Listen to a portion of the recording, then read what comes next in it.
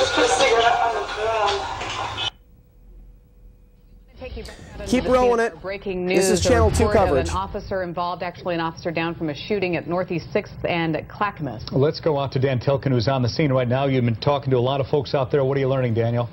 Well, Steve, this is a very fluid situation, as you can imagine. We're going to show you what's going on down here. This is the heart of what's going on. That is at Northeast 6th and Clackamas. This is where the police officers are. And we understand from one of our other crews, Anita Kasey, she's actually seen a man, not a police officer, but a man down in the road who is not moving. So it appears that maybe we have one victim who is not moving and has been down for some time.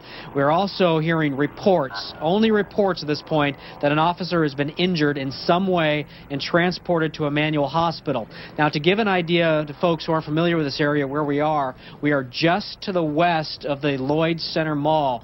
Behind our camera is the parking garage for Lloyd Center. So this is this whole area around here is blocked off in a maze of crime scene tape. Block after block after block is taped off, and it's very difficult to get around, and it leads me to believe that there are multiple crime scenes. Not exactly sure what happened, what the rhyme or reason to the crime scene tape is, but it is everywhere down here, and there are police officers from everywhere. I've seen police officers from the transit department. I've seen police officers from Gresham.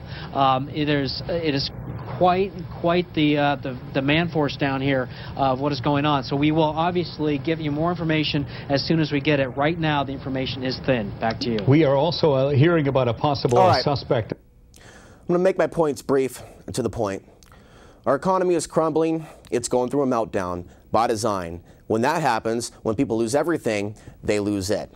Some of you need the police to protect you from rape, from attack, but the problem is the Portland police have a very bad image. Obviously, many of us have had very negative experiences with the Portland police. But do you think our streets will be better, safer, if we just got rid of the police and went through a meltdown or we had anarchy? Many of the ladies in the audience know the answer to that question is no. Things would not be safer. And many men will take advantage of women if they have the opportunity to do so. Some say it's our human nature. Some say it's a sign of the times. Whatever your position, whatever your opinion on why things are the way that they still are issues that we have to deal with. Now, in the future, many of you are going to have to join your fellow brothers and sisters in terms of real community policing, not just run around the neighborhood with a bike calling 911 when you see something going wrong. You need to be ready to protect someone from attack without worrying that you're going to get a beat down, a stomp down if you get involved. Now, a lot of people in today's world have this mentality. You take a look at New York City. A man bled to death after being stabbed, after being robbed for about an hour. And there's videotape of people walking by, checking his pocket, seeing if he had any money. One guy touched him. One guy lightly kicked him. So don't you tell me we're becoming a more conscious world where people choose to look the other way. And I want to go on and on and on and on and on, but I can't tonight because there is no time. You know exactly what I'm talking about because you've heard me talk about it before. Now we're seeing what we predicted in the past coming into manifestation, and we're going to have to deal with this crap because it's in our face, it is right at our door. And you know I am telling you the truth. I mean, we ain't going back to Disneyland, boys and girls, ladies and gentlemen, blacks and whites, Hispanics, Arabs, all of you watching this show, you ain't going back to Kansas. We're going to have to be responsible for our own physical safety in the future. And so while a lot of people think, oh, it's just the police state, it's just the New World Order, no, it's not. I see how the men walking in packs, acting downtown, this fighting energy. It's time to fight. They're feeling, it's not just the economy, it's the energy. And we could speculate about that. We can talk about full moons. We can talk about solar flares. But there are a lot of people waking up to the fact that things on this planet right now are very tense. And it's more than just what's happening to our dollar, Federal Reserve notes.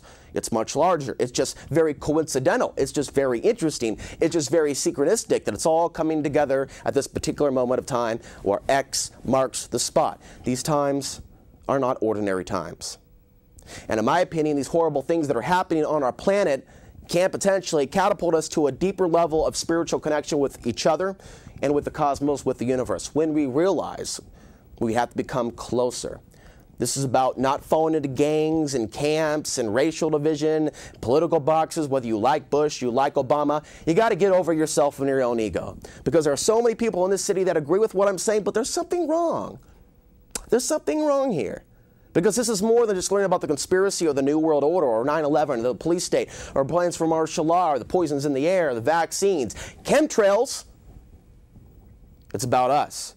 It's about the fact that we have allowed this to take place. And a lot of people out there assume that Rome's about to fall, i.e. the United States. I got some news for you, sunshine.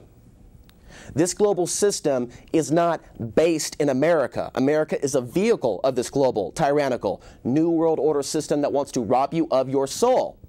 It involves China. It involves India. It involves those that control Pakistan. It involves Russia. It involves the UK. It involves Greece. I mean, it involves the European Union. Even Adolf Hitler wanted his own superstate. This is global, folks. So this shift in consciousness that we need to survive, not only physically but spiritually, needs to be experienced by the people of the world. All nearly 7 billion of us. The Chinese, the Russians, the Indians, it goes on and on. Every racial group, the Iraqis, the Afghans. I mean, they got Iraqis killing Iraqis now. They've got Afghans killing Afghans. They're working directly for the U.S. military as mercenaries. This is not moving forward. This is not evolving. The last point I'll make before we go back to the news, things naturally get worse before they get better. You don't go to the dentist till you have a cavity. We're not going to change until we get our ass kicked. We're not going to change as a society until we feel the brunt of the New World Order right in our faces, until we feel that pain in our streets. It's nature, folks. It's a natural cycle, and this is a cycle that appears to be complete itself, or we're going into a new cycle.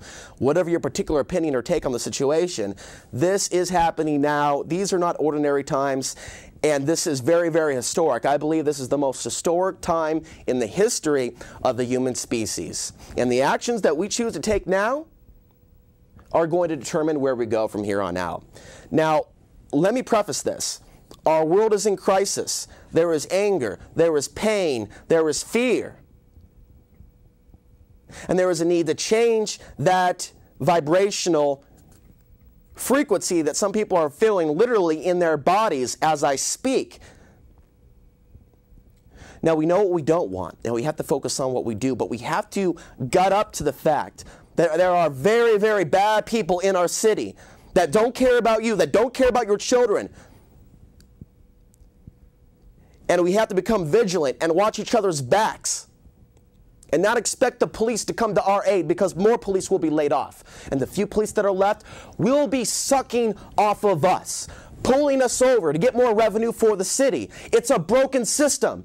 We ain't never going back to Kansas. Things ain't never going to be the way they were before if we allow misleaders, politicians, council members, mercenaries, big banks, international corporations to dictate how we live under the guise of bringing us this new world order, sustainable utopia, smart grid technology, all under the eye of Sauron. So what we're going to go over now is what's been going on in Portland over the course of the last week. Bill, let's go back to the graphics. We've got this report. 6 cars burned to a crisp this week in Portland. The owner of one truck said she was awake, helping one of her children who had a nightmare at the same time that her car was being burned. She heard a popping sound, then the truck exploded. We actually have some images of these vehicles that were burned. That's actually the shooting victim from what we talked about previously. But if you keep going down the list, Bill, you're going to find some pictures of some of these vehicles that have been torched. And I know from experience,